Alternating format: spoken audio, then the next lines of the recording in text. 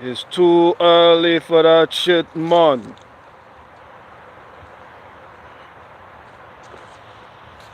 That boy told me I tough I see ya, man. Tell him wait outside.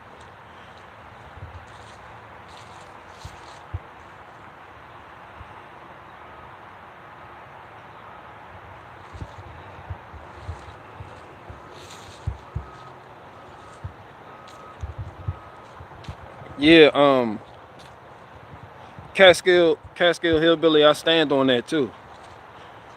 I don't care about that. There are too many people in America, man. Too many people, not enough oxtail. When you run out of oxtail, man. No, you don't know which way to go, man. You go any which way. You go over there, go over here. Every which way you go, there is no oxtail.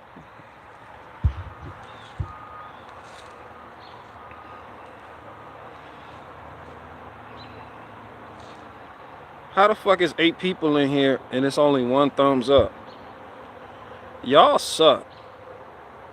All of you, all 10 of you. Yeah, all 10. I'ma just start I'ma just start going on my subscriber base when I feel like I'm not appreciated. Well, we can always leave. Fuck it. It seems like the only people that get views is the people that got toxic relationships with their subscriber base. So fuck each and every last one of y'all.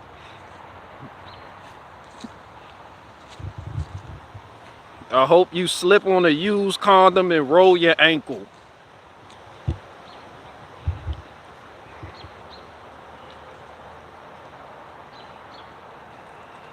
I ain't never thumbed up a video not starting now. Well, you ain't never donated before, but you did that last week. Yeah. Yeah, hit that thumbs up. Yeah, slip on a used condom and roll your ankle. So you can experience the same pain that I'm feeling right now.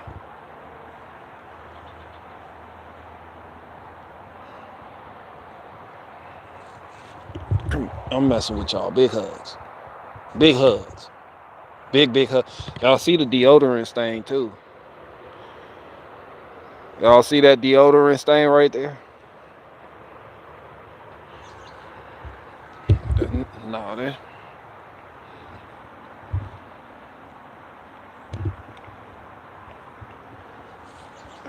that's my deodorant review.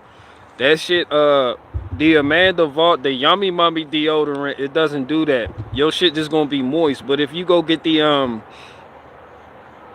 Dove deodorant or the Tom's deodorant, it doesn't use aluminum in it neither. But that shit, it'll stain your shirt.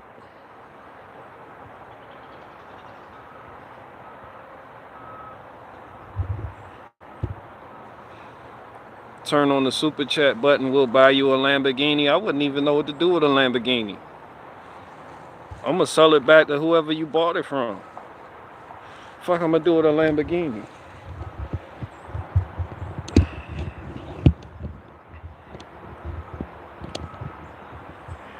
Nah, I want a Chevy. I want a Chevy pickup truck. Buy a fleet of tractors. I will once y'all start donating.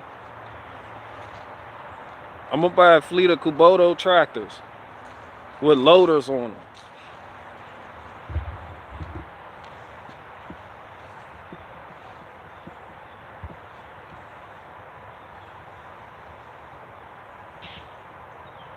Nah, I'm just messing with y'all. Y'all don't got to hit that thumbs up button. Cause then that algorithm gonna send my video to people I don't like, y'all. Don't hit that thumbs up button.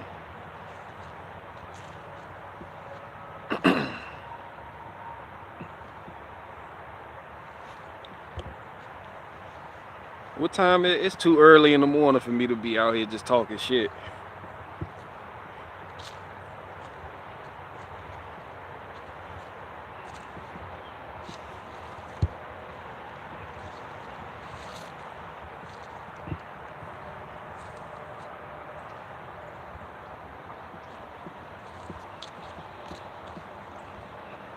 Yo, Icky Divvy, the big homie. Y'all see how I done went and got more oat. See how I had to manhandle these big dumbass rounds right here. Just the big dumb rounds too. Just big and dumb.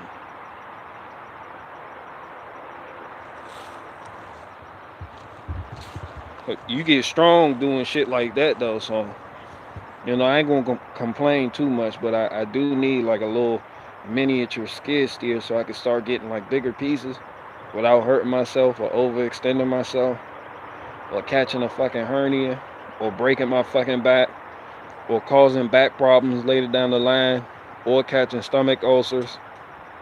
So, you know, everything has its purpose. Every piece of equipment is useful in the right context.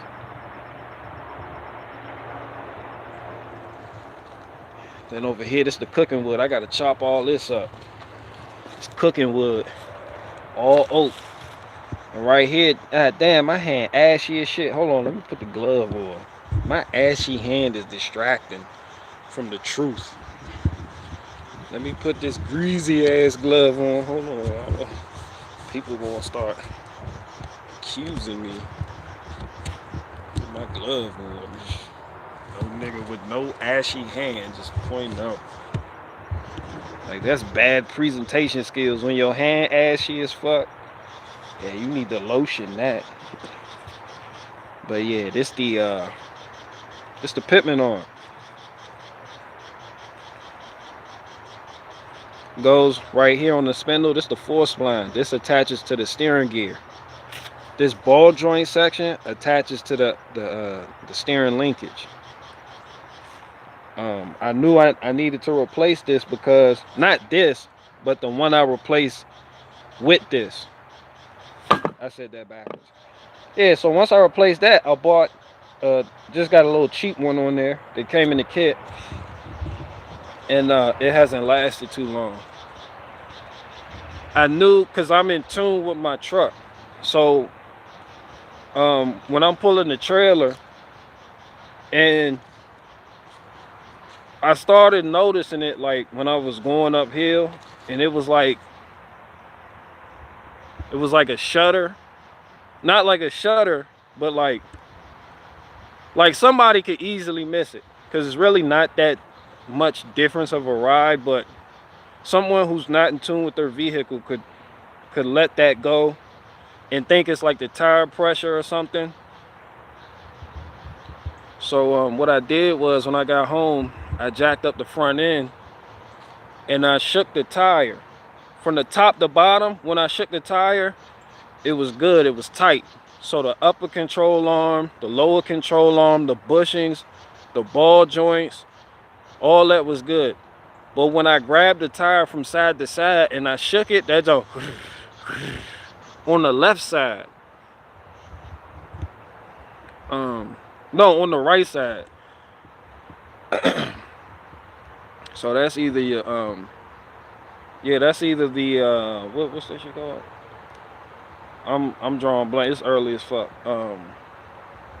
Yeah, that's either the tie rods, the idler arm, maybe the idler arm bracket. The ball joint is loose because you haven't greased it or serviced it, or the Pitman arm. So I removed the tie rods, and when I shook them out, the spindle, it was stiff. Like, they didn't just flop all over the place. Put them bitches back. Got up under there, look, shook the tire. It was play in the Pitman arm. So I'm correcting that now. I can probably get away with it though for like the rest of the winter, because it's really not that bad. But I'm just like a perfectionist. I like my stuff to be right. Yo, BG, what's for breakfast? Oh, Cold Spring Queen, you know, I don't even eat breakfast. I don't even eat breakfast. The only time I eat breakfast is when I'm real excited to put something on the grill or something, or I'm cooking for the family. But yeah, we really don't even eat breakfast. Um, a juice. Um, that's it. Yeah, well, I don't do breakfast.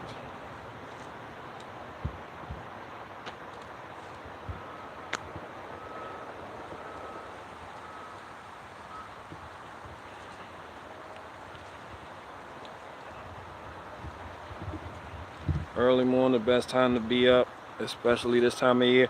Yeah, I've been up since like 4 o'clock, but ain't been shit to do. Cause my truck, as you see in the thumbnail, just sitting on the jack. Yeah, so I'm grounded. I can't go nowhere. I'm waiting on the Pitman arm to show up right now.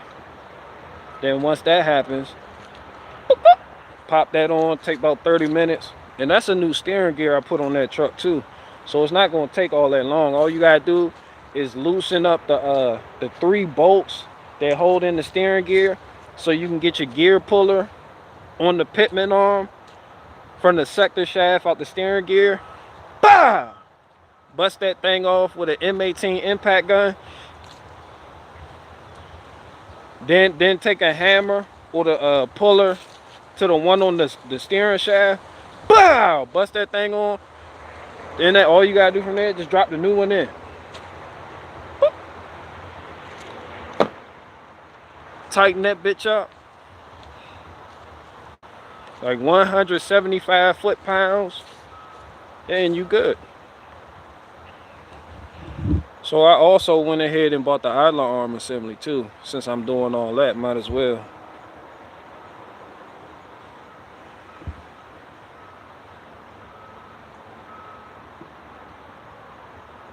Me no have that.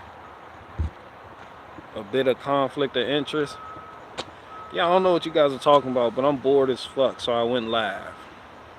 So ask me anything.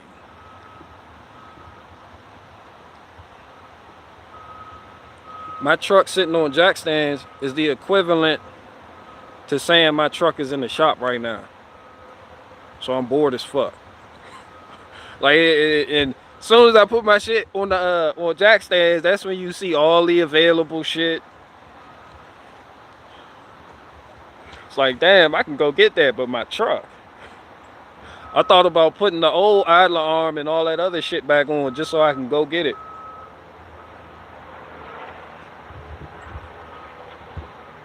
You gonna live stream the repair? Fuck no. Hell no. Hell no. It won't be no more automotive repair content on this channel.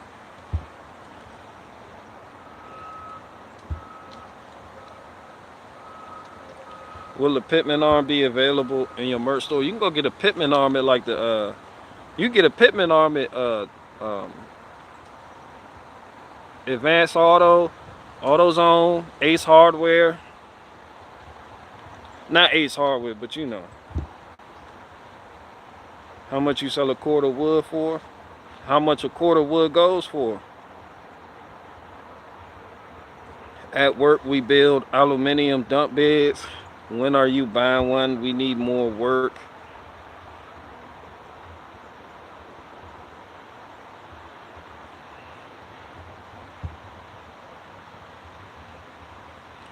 Yeah, so I'm gonna have that up and going.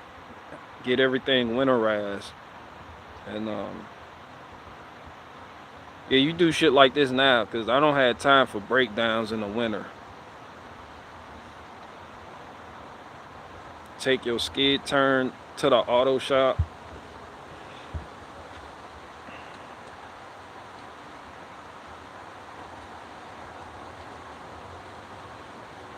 I don't have a skid turn.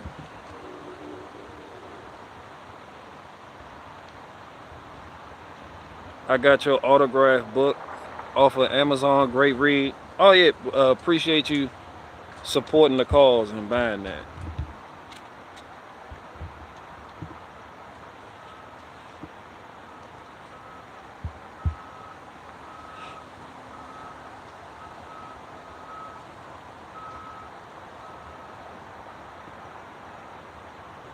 Yeah, so I'm just killing time right now.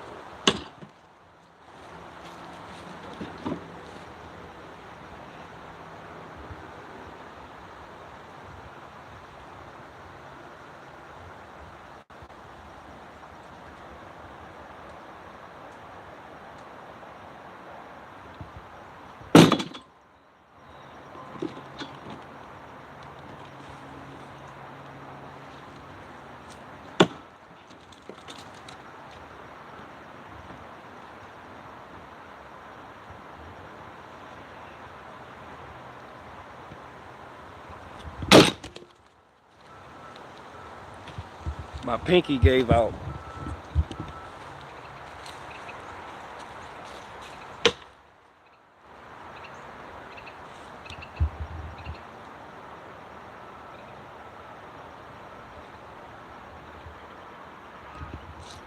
That's some heavy shit right there too. All that shit heavy.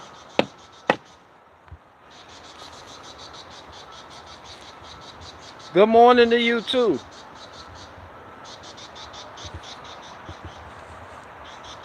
Tell your mom I said good morning.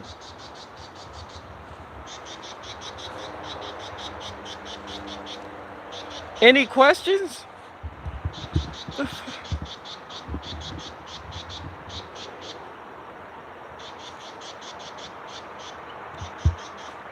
I'm gonna have to get my right arm amputated and get an organ picker room prosthetic.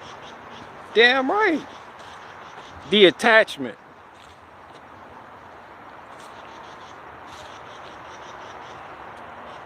Your shit should be like a like the skid steer Jones. You can put different attachments on it.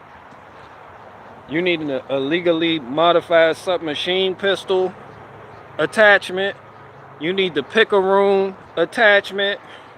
You get a log splitter attachment. Just put your arm down there. Like, yeah, just load that shit up. You put your nub in the picker room. That shit just you be like, all right, I'm good. I'm ready to work.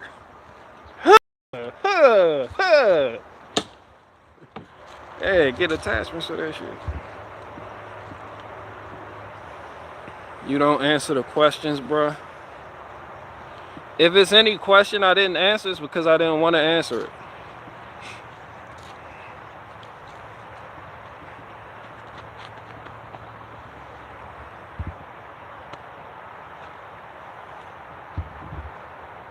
Yeah, entertain me.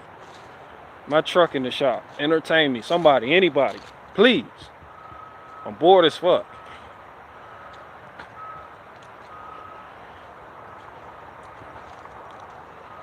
So I'm about to take a nap. Fuck that. Who ain't take a nap?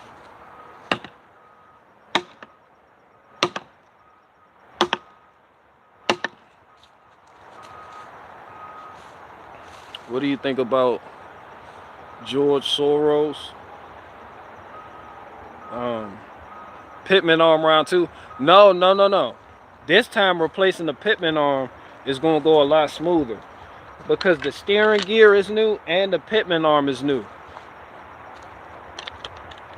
But the first time I replaced it, it was this shit here, boy. Let me tell you, this shit was rusty. This shit, that's why you see I had to score it. You see that? I had to take an angle grinder and score it to relieve the pressure that it had on the shaft so I can get this off of there. This shit was not trying to come out. I had to remove the entire steering gear out of the truck and put it in the vise to get this shit off. I know for a fact I'm not going to have to do that this time around. because my shit not rusted. So it's gonna go a lot smoother.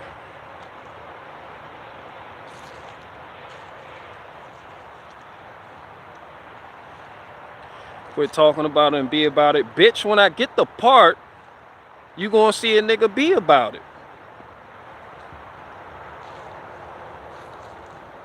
Have you seen the fucking thumbnail? Does it look like I have the Pitman arm to put on the fucking truck? Shit.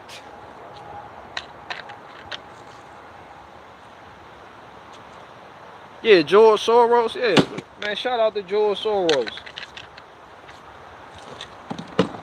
He ain't doing nothing but destabilizing nations and whatnot. Why, what's up with George Soros? What he doing now? The fuck is Georgie up to now? George Soros was a literal Nazi. That's what he said anyway.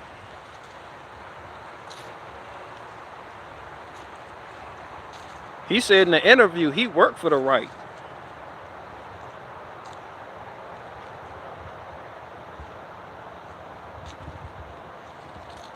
Soros and Sons. That sounds like a plumbing company. Soros and Sons.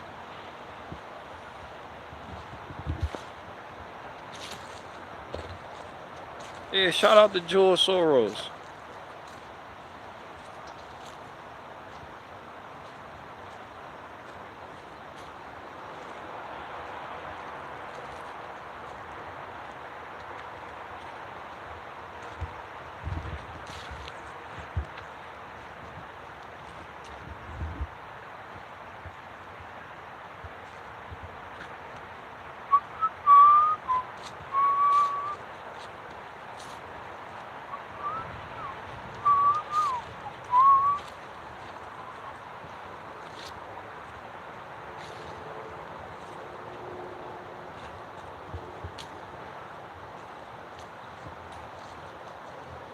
The good die young and George Soros lives forever.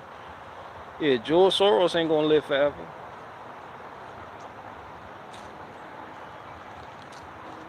And the good don't die young. They just get removed so they don't see what's to come.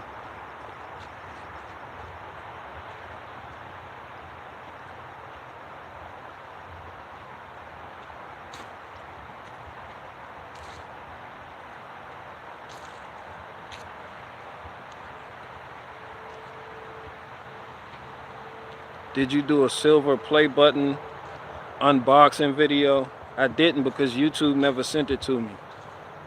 You were supposed to get one when you get 100,000 subscribers. I watched everybody else get one but me. I don't have no awards, no statues, no nothing from YouTube.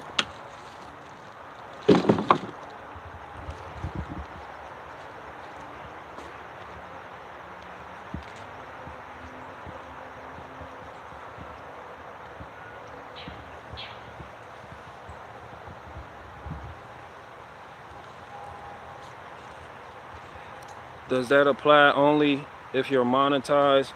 Nah, I think anybody can get it. You have to have, the first one you get is when you get over 100,000 subscribers. Then they give you one for, I think, 500,000. Then when you hit 1 million, you get one. And then you get like some diamond plated shit when you get like over 10 million.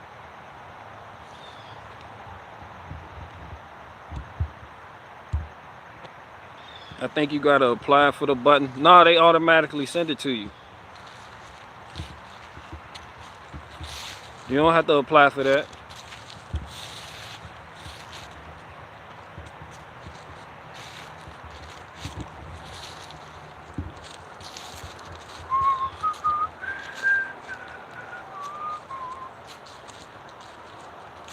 Elon Musk gonna say the world. You heard about Twitter. Elon Musk supposed to be buying Twitter 6 months ago. Then he backed out. Then he goes, I don't give a fuck about Elon Musk or Twitter. Y'all sat up there and seen me delete my Twitter page live because they kept sending me Blair White shit. Like, y'all got the algorithm mixed up. Yeah, send this shit to Alex Jones. They kept sending me Matt Walsh tweets, Blair White tweets, Ben Shapiro tweets, random niggas arguing. And the only time they knew when I was on the toilet too, when you taking the shit and you just sitting there scrolling, that's when they start sending you notifications. Bing! And it's a couple niggas arguing. I'm like, y'all not gonna siphon my emotional currency like this. Hell no, I got the fuck up off of Twitter. Twitter is weird. I don't know why anybody wants to be on Twitter except to argue with people they don't agree with. I don't want to argue with people I don't agree with. I want those people to do what they do. I want to do what I do.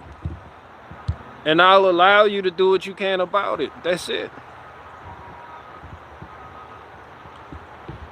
Yeah, Fake Fair was cracking. How many cores do you have there? Not enough.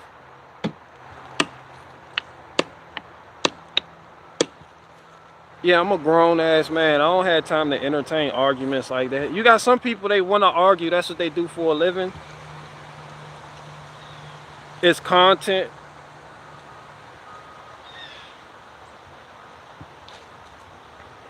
I don't like arguing, though.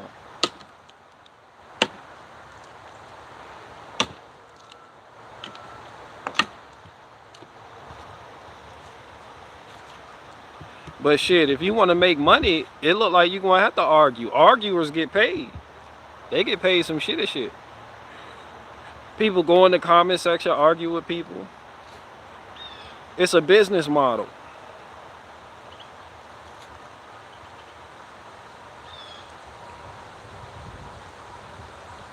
Men shouldn't argue with women.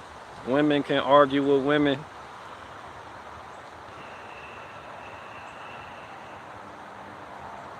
Maybe in a perfect world. Like, me and my wife, we don't argue, but there are some people that do. And a lot of the arguments are understandable.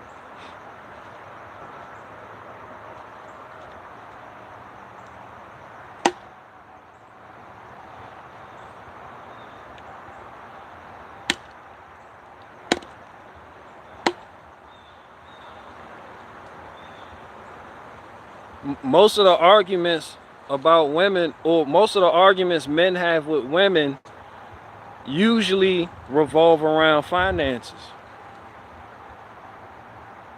Like when money start getting tight, or when the woman is just spending money, or when the dude is just spending money. Yeah, but other than that, yeah.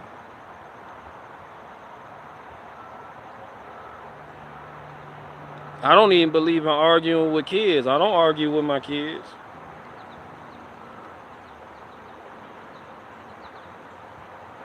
Yeah, it just happened, but I'm at home, so I'm good. What happened? The FBI raid? What the fuck? Oh, you got a flat tire. Oh. I was about to say, give me your inmate information. I'm gonna put some money on your books. I thought you it happened when I was at home. The FBI raid. Everybody support. I'm gonna start a GoFundMe on your behalf and just keep all the money. And be like, y'all donate to Faith Farrah's so she can make bond, and just keep all the money and be like, they denied it.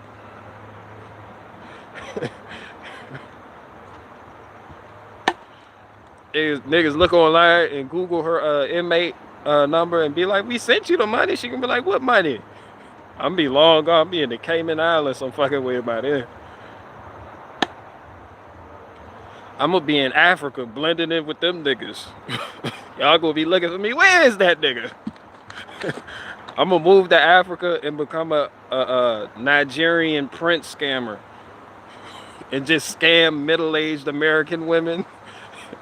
Please, I am a prince. I am the royal prince of Mazundu. All I need for you to do is send me $250,000 so that our love may blossom. That's a whole career path. Them bitches be getting scared. I believed him.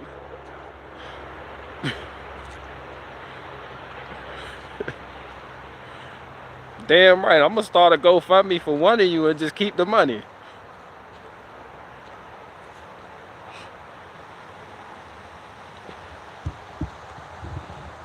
But yeah, it wasn't an FBI raid. She just got a flat tire. You'll be alright. You good. See, that's why I told y'all to get y'all tires. Y'all seen the video I did like 2 weeks ago or last week talking about get your tires. Did what I'm talking about, Faith. Now you know what I'm talking about. I can't afford to have flat tires. I don't believe in flat tires. Fuck that.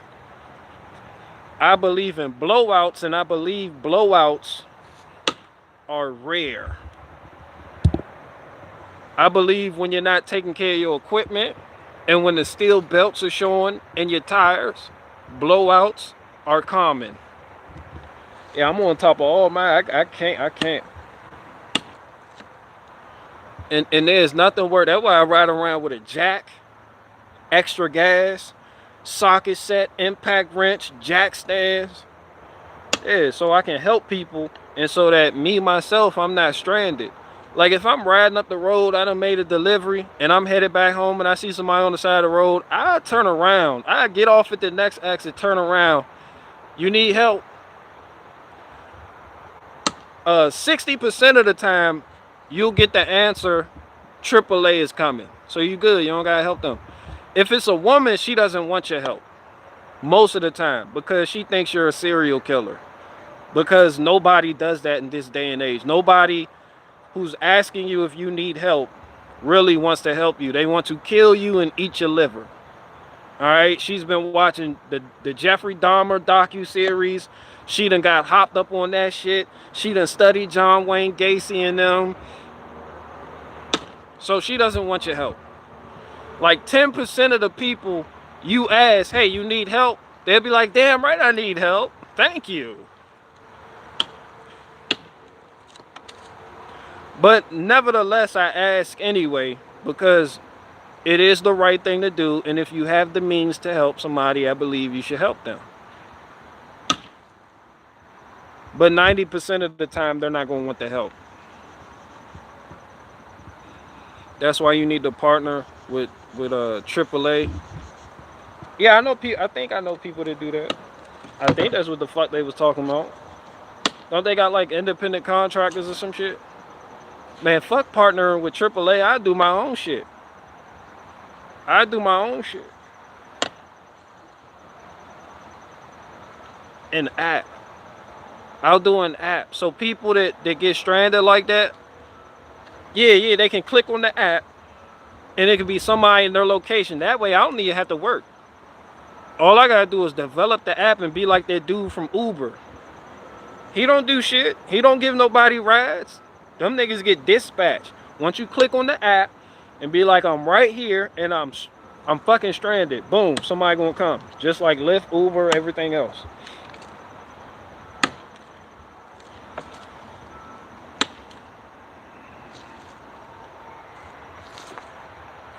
AAA got the game in a headlock though.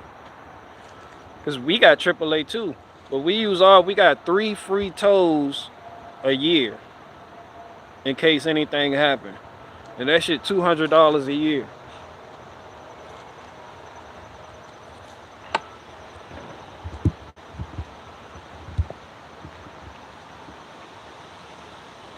Cordless impact over ratchet, right? Or had both. I had both. But I travel with the cordless.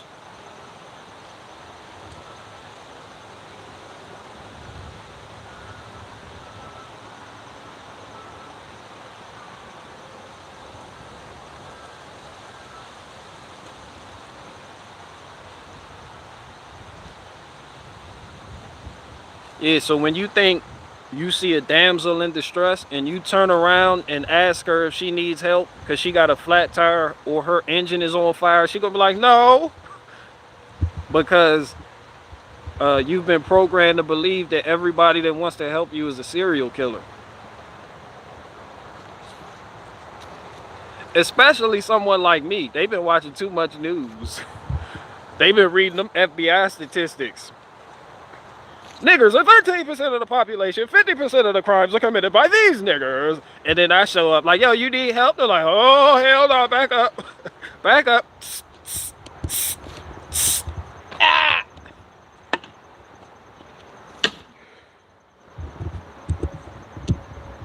They be like, what was that? He was black. I sprayed him.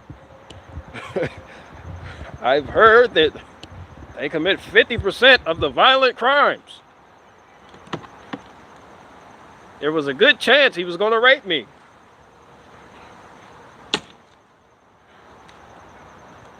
That was a good joke, but it's touchy-feely. My kind of joke.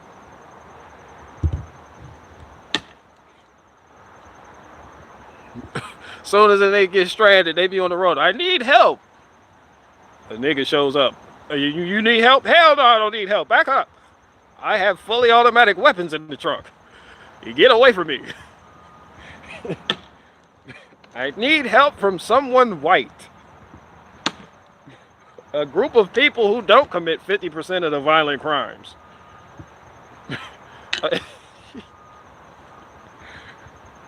Nigga get to assuming shit. Your name's probably Tyrone, isn't it? You don't want to help me. You want to fuck my wife. Back up. And wife in the car. Harold, we really could use the help. No, we don't. I'll take care of this. Squirt Go-Gurt. They got the Go-Gurt squirted at. Ah!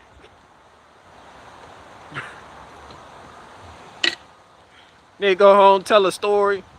I defended my wife's honor. We were attacked by this big black guy. Harold, all he did was ask if we needed help. Shut up. I'm telling the story. So anyway, it was a dark and stormy night. This black guy hopped out of a pickup truck and wanted to rape my wife. I stopped him by squirting the Go-Gurt in his eyeball. He retreated, and then we took off. Harold, now the kids don't have a Go-Gurt for the lunch.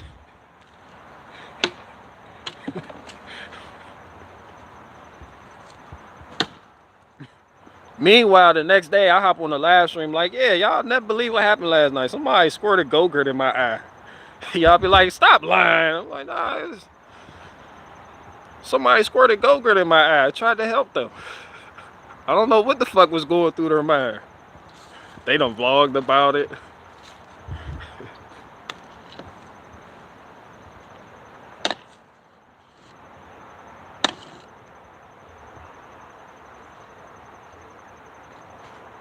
My girlfriend thinks you sound like Eddie Murphy. With the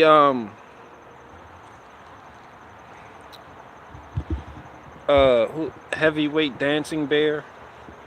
Yeah, you the one that suggested I come to the Farmville bear meetup, aren't you?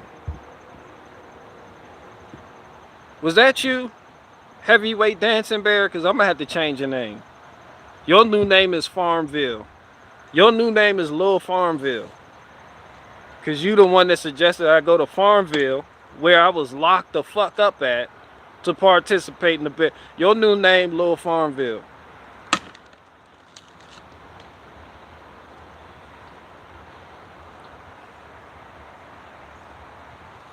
Eddie Murphy doing white guy on Saturday Night Live. Yeah, I can see why you say that. It was really inspired by Dave Chappelle, though. No, your new name is Lil Farmville. That's it. Yeah, no, you don't name, no.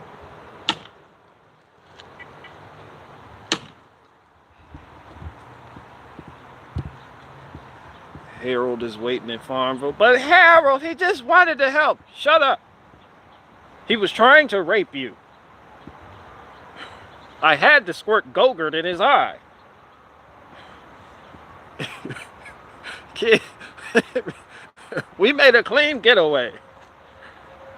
Hey. Everyone here has bear in their name. Yeah, Lil Farmville, Virginia. AKA Lil Farmville. He was like, come to the Farmville bear meetup. I was like, I was locked up there. I'm never ever in my life going back to Farmville. Fuck no, I was at Powhatan Corrections Facility. That shit brings back all the bad memories. I don't even want to get into it because Watachi running free hates when I talk about prison shit. He gets all uppity and antsy. Every time I talk about any type of prison experience, his XJ breaks down. Stop talking about it, please. He leaves, come back, he's still talking about prison things. Like, no, just talking about my time in Farmville at the Powhatan Correction Facility. Let's have a bear meetup at your wood farm. Yeah, well, I'm not a bear though. Where's old darn the yacht maker? Yeah, I'm not a bear, so I would feel like, you know, that's y'all thing. So I would feel like I'm really an outsider. Like it's. What if I had this type of nose? What if my nose looked like this? They'll be like, he's Jewish.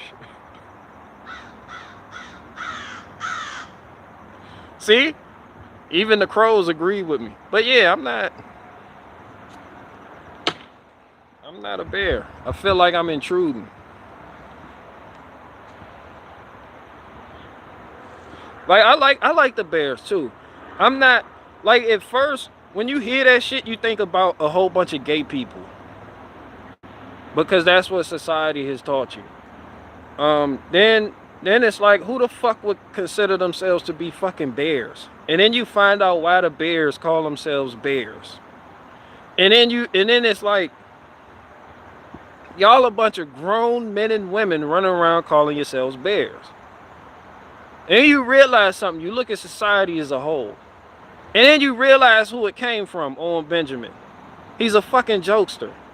Then you see the joke. Then you look at everybody else with a fan base. Because that's what y'all are, fans.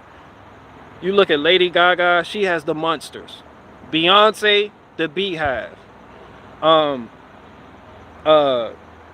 so on and so forth. So it's like, you know, I get it. I just couldn't, that's just not what I do.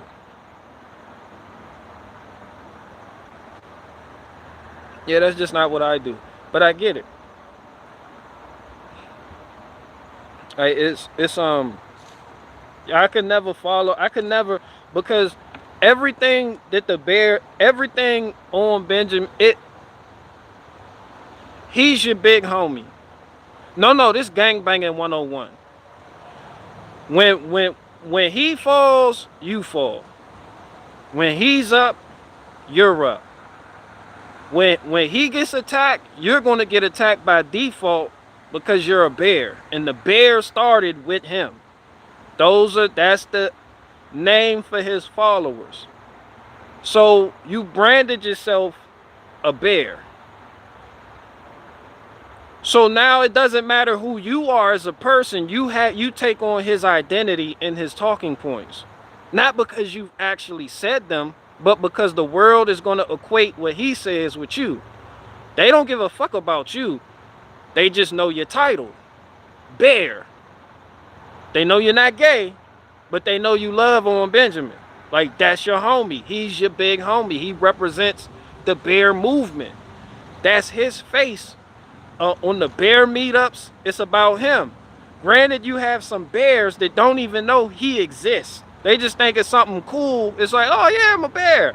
And they farm and grow food and have meetups and hang around cool people. But online or elsewhere where people do not like On Benjamin, they're not going to like you by default. So you share in you share in his glory and you share in his shame. When you have a title like that after a man like On Benjamin, you are not your own, you are him. People are going to put his talking points in your mouth whether you agree with them or not. That's gangbanging 101. I learned that at Powhatan, speaking of Farmville. Yeah, it doesn't matter what the little homies are talking about. The face of it, Big bounty hunter blood is what he say that go down the pipeline. And that's how we treated them based on what he would do and how he would move. Like, they could have been good people, but at the end of the day, they had to ride with their big homie. So say like this. Say me and Owen Benjamin, we get into it. Let's say there's a fist fight. He punches me in the face. I break his kneecaps and chop him down to size.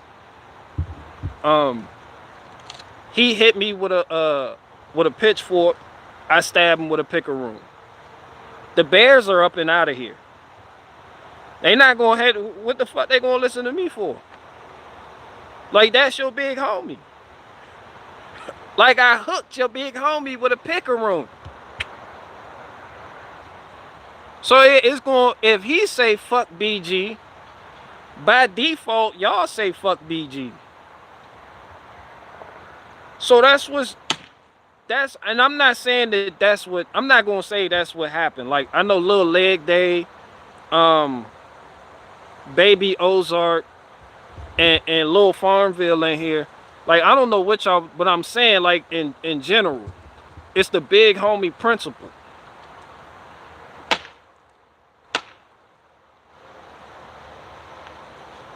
Yeah, it's the big homie principle.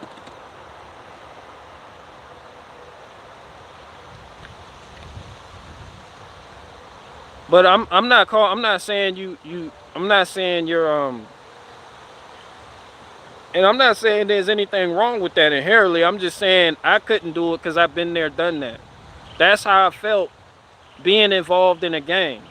Even though gangs are a lot more violent, and I get it. The majority of Bears, they farm, they homestead, they got land, property, good people, organic, build sheds and fences and shit like that. But everything you do is going to be overshadowed by what he does. Because that's the association that you have placed on yourself by taking on the title of Bear. But that's only online, and online isn't reality. In the real world, no one gives a fuck about a bear. No one, the bear, they probably use your real name. That's probably just some online alias shit just to run around and have fun. So that's why I said I get it at the same time. So that's just to bring you around full circle with that. Like, I understand, I'm a man of understanding.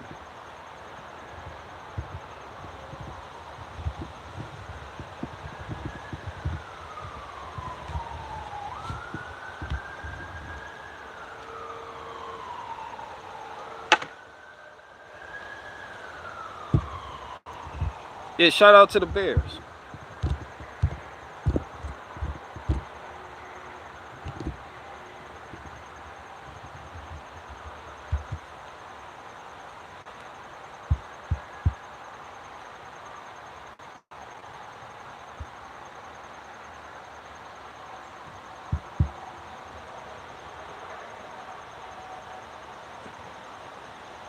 Ain't that the dude they call black folk bike thieves? Yeah. He calls black folk bike thieves. Yeah, that's him. Yeah, but he's a dog murderer, so I don't know how long that's gonna last. I'm a bike thief. You kill dogs. So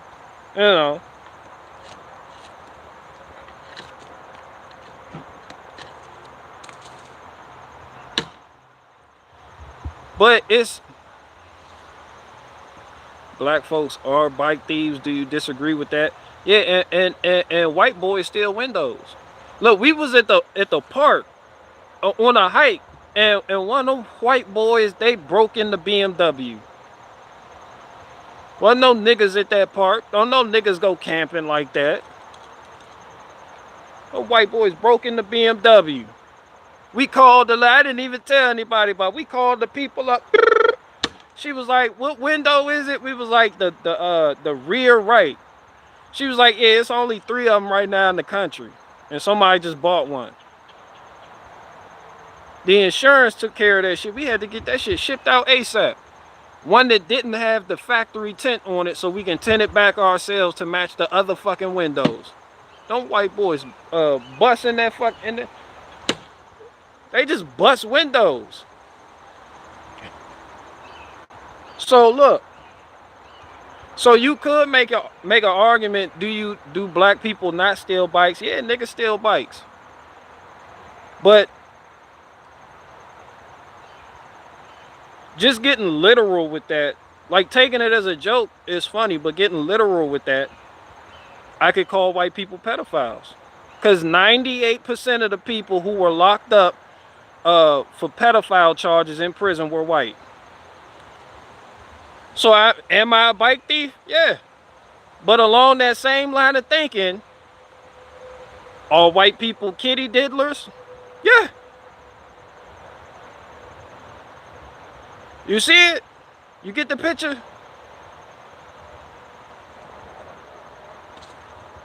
A bunch of kitty diddlers.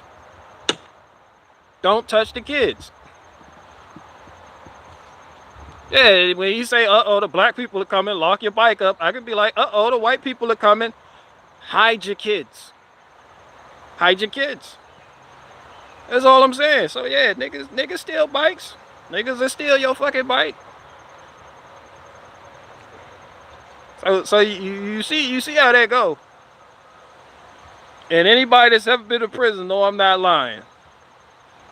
Half of them, the majority of them, 98%.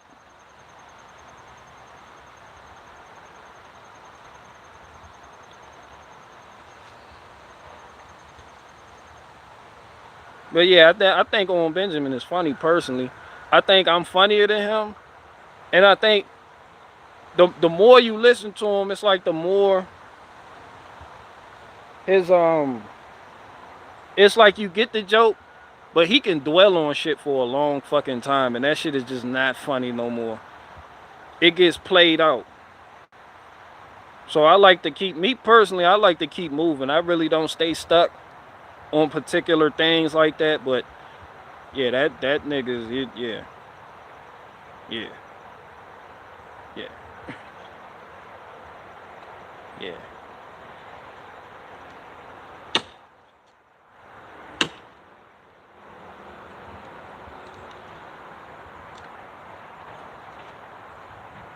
Shouldn't be a real category now. Barricade, gay garage.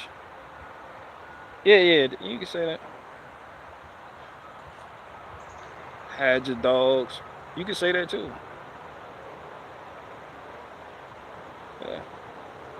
But it's entertainment. So people that take it to heart, that's where you wrong at. Cause you done took the online shit to heart. That shit not gonna harm you. People speaking their mind, that shit not gonna harm you or help you. Like that shit doesn't matter. And once you let go of that aspect, you can appreciate the funny in a lot of things. Once you, like, I've been on a path of being unoffendable.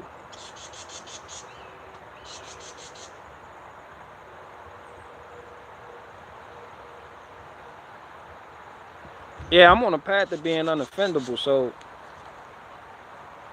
I don't look up to online people, so I don't expect them to like I already had the mentality of the world don't owe me nothing. No online people owe me anything either. None of you, none of them. So I'm just here, I'm just living my best life, as that song say. And waiting on my idler arm to come in.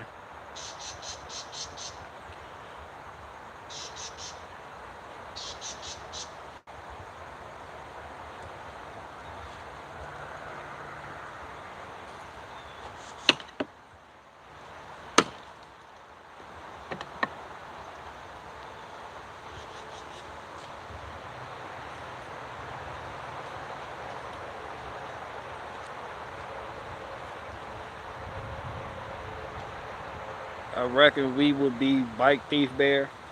No, I don't know about that, but hope you're doing well though, man. Yeah, I'm alright. Oh darn, the yacht maker in the building. What's up with you?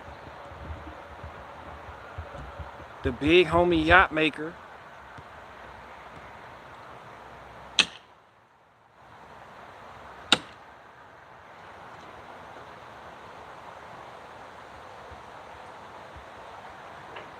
Chilling, that's what's up. I'm waiting on the alarm for my truck.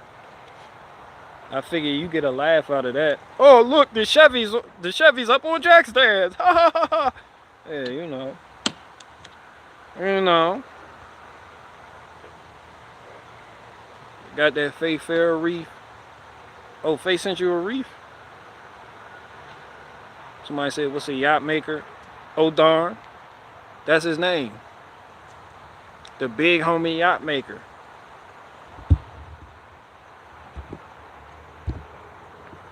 Because he builds boats. He's making me a baby yacht as we speak.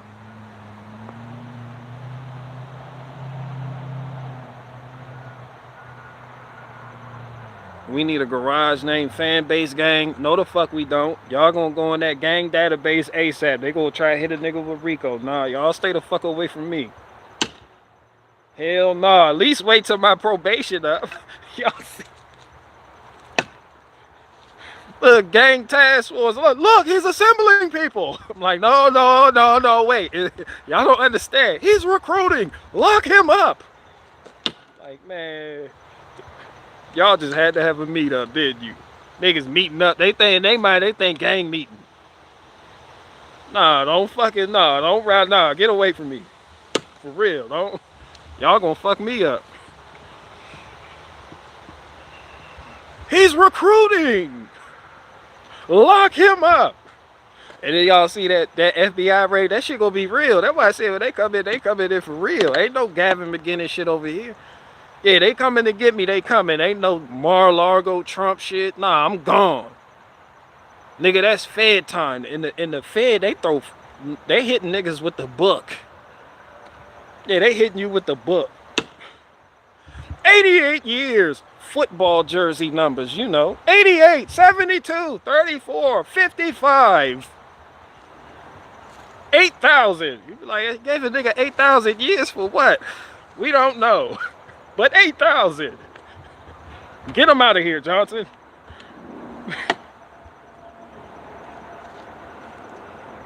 I was locked up with somebody. They gave him life in 2 days. Like, what the fuck were the 2 days for? Like, that life plus 2 days. Like, they do shit like that to fuck with you. And in his mind, in order to get through it, he tell himself every 2 days that he only has 2 days left. No bullshit. That's how he deals. That's how he copes. He like, I only got 2 days left, dog. I'm out of here 2 days. Like, nigga, that life part, though. The life. Like, yeah, I don't give a fuck about that. But 2 days. That 2 days is doable, dog. That shit 2 days. I'm out of here. You want me to give your people a message while I'm on the street?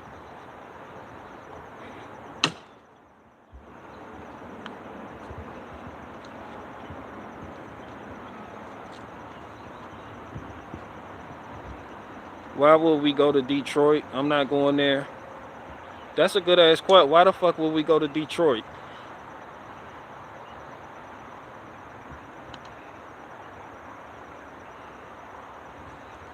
I had to ask because who makes boats anymore? Just factory assembled plants do? No, we make boats. The fuck you mean who makes boats anymore? People who have a desire to fish. People who have a desire to escape the zombie apocalypse that takes over the land. People who are skilled at making boats. Oh darn. Because I need a baby yacht named Baby Final Flash. Who makes boats anymore?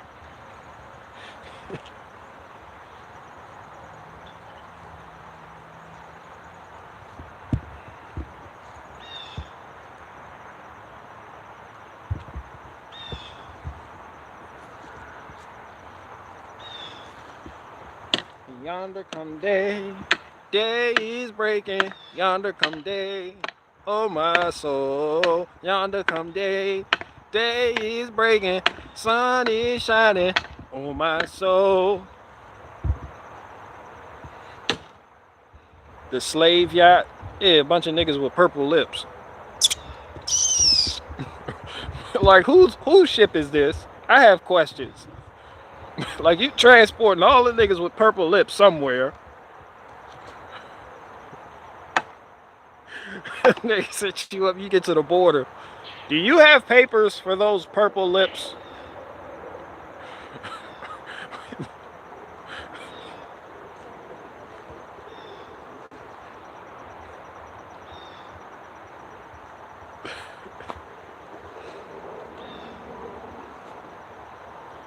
I ask myself every day why people would want to come to Reno, yet here they are. Because of that show, that cop show, Reno, the world's littlest town or some shit. Yeah, that was a show on like HBO or something. That's where I first heard of Reno. What was with the cop? He had on like he had on like boy shorts or some shit. Yeah, Reno 911. Yeah. We were like, look at this goofy ass police department. All he did was eat donuts. He wore the spandex police. Y'all remember that shit? Reno 911.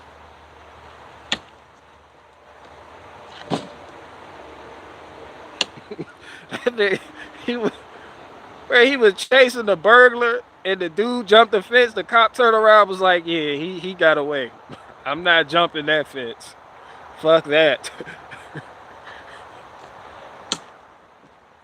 Yonder come day is breaking. I was like, this Reno, Nevada. Yeah, Officer Dangle and them.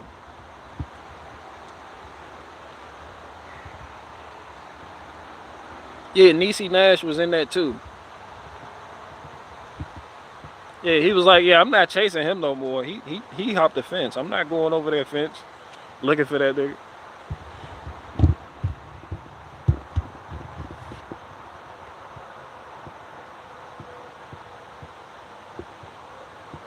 I think a spider webbed me in my eye. Yeah, that shit parasailed in my eyeball.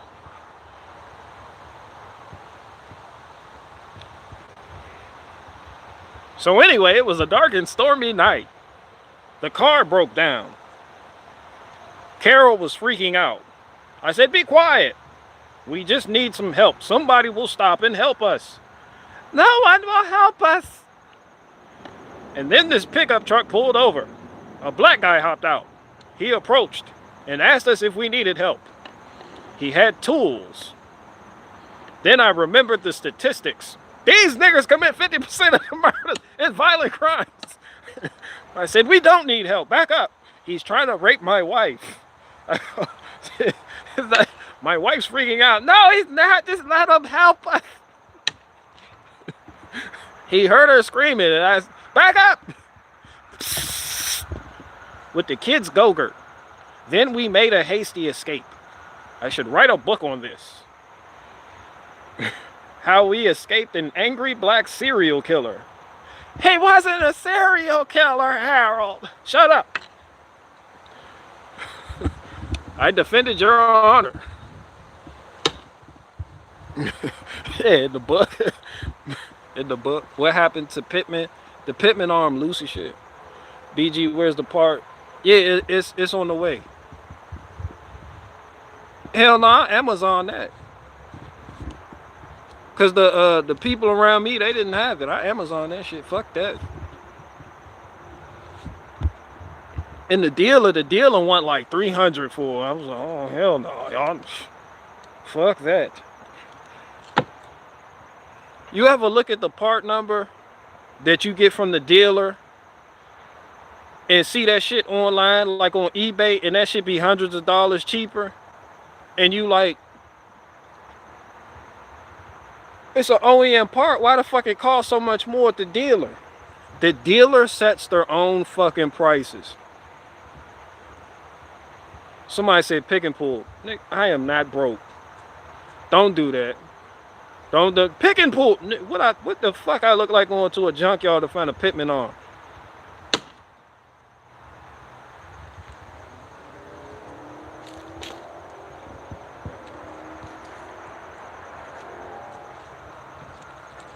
Where the fuck is the Pitman Arm? Yeah, I'm not pulling no junkyard Pitman Arm. What type of shit?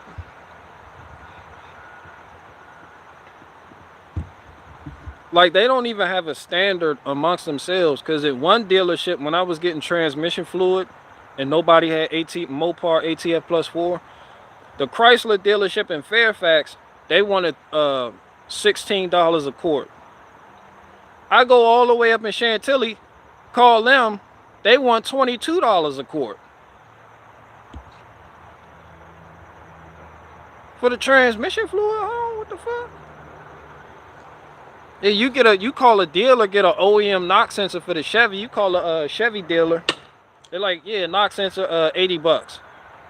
You look online, that same AC Delco part number and everything, that shit like 40.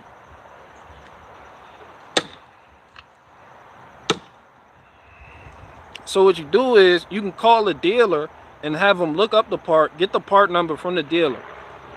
Google the part number or go to eBay, Amazon, don't matter where the fuck you go. Type in the part number in the search bar and it should bring up that part number. And then you can see from there, now you're dealing with the OEM part. You're not dealing with no aftermarket shit. $20 shipping, free shipping. Shipping be free as fuck. I mean, I'm pretty sure you pay for it in the price, but I don't pay shipping.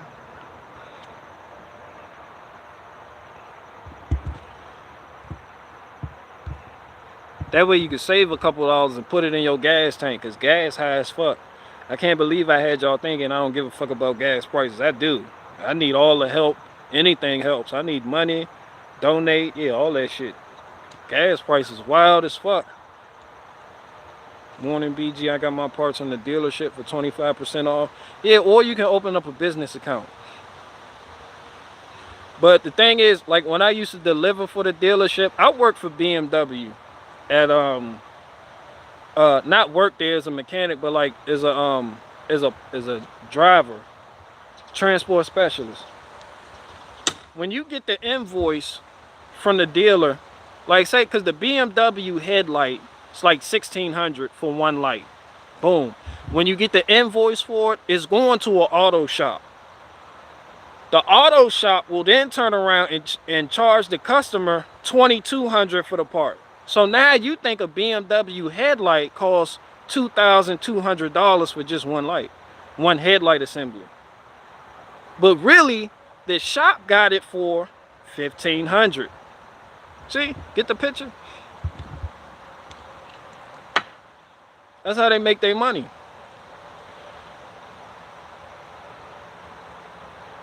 So you can open up a business account or do whatever it is you got to do, or just go get the Duralast Gold shit.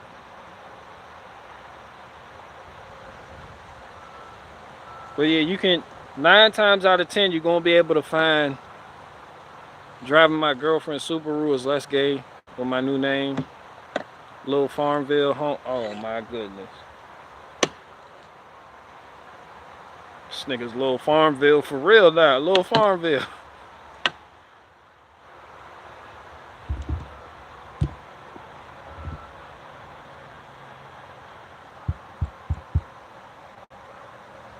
Yeah, cut out the middleman. Either that or drive to Mexico and pick up the part yourself. So have that shit made in Taiwan or Mexico.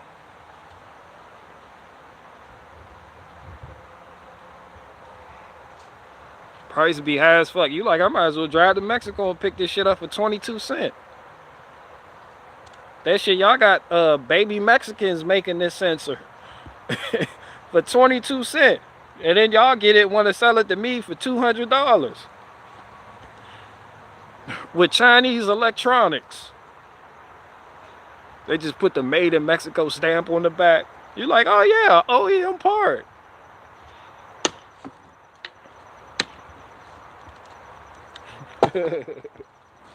They got the baby Mexicans making the transmissions and everything.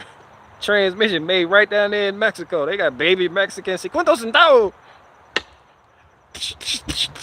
¿Cuánto? Centavo. They patching shit up. They building brake pads and everything.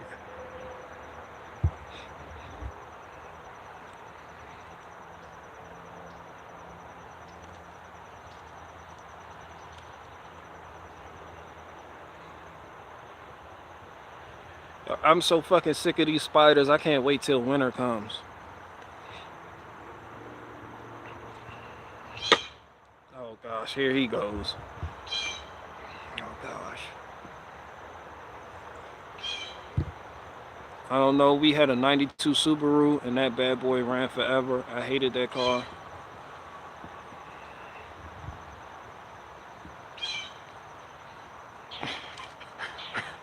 We hear you! Fuck! Shut the fuck up. Y'all may not be able to hear him on camera, but this nigga's loud.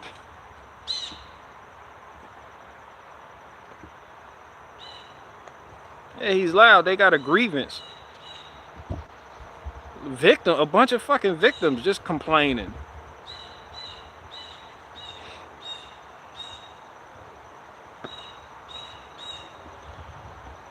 $50 centavos. Nacho Libre. They got Nacho Libre building your transmission. They sell it to you for $5,500. He done built this shit with Chinese parts for $200. Nacho Libre.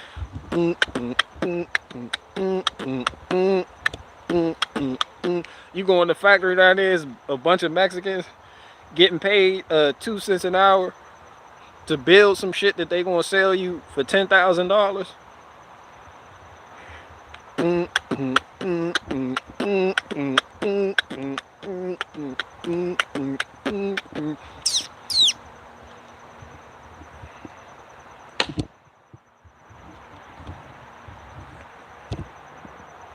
You get on. Yo, tell Nacho Libre and them that I'm just coming to pick it up straight from the plant. Yeah, the shit y'all made for 22 cents, yeah, they trying to sell it to me for $5,000. This is some bullshit. I'm coming. I'm on the way.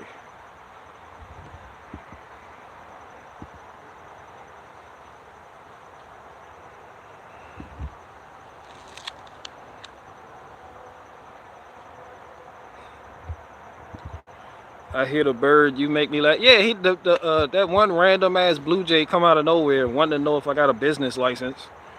Like, shut the fuck up. Just mind your fucking business. Yeah, just got a grievance. Just complaining about everything. Just shut the fuck up, complain. Get his homie started. Next thing you know, your Blue Jays are wearing a pussy hat, complaining about the patriarchy. That's what they sound like. You get like 6 of them together making that noise, it sounds like a million woman march. Wait, how come we only make 77 cents for every dollar a man makes? That's what I hear when my Blue Jays get to going. I'm like, oh gosh.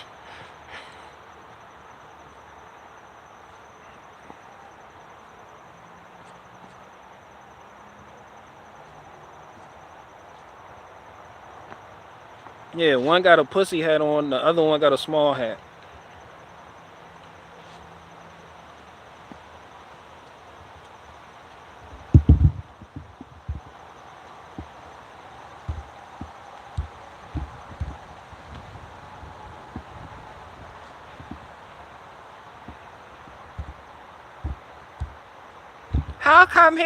How come we only make 77 cents for every $1 that a man makes? I remember back in the day, a woman used to want a man that makes more than them. Like, that used to be a thing. I don't know what happened to that. But a woman used to be like, you need to make more money than me. Yeah, that used to be a thing.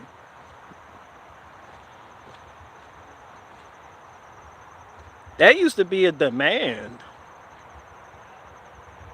Women used to want to marry up.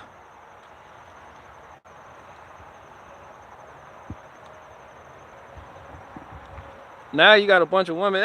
He makes 70. I make 77 cents and he makes $1. And then they still don't want to pay for shit. You take them out to eat and they look at you like, they go to check. You gonna pick that up?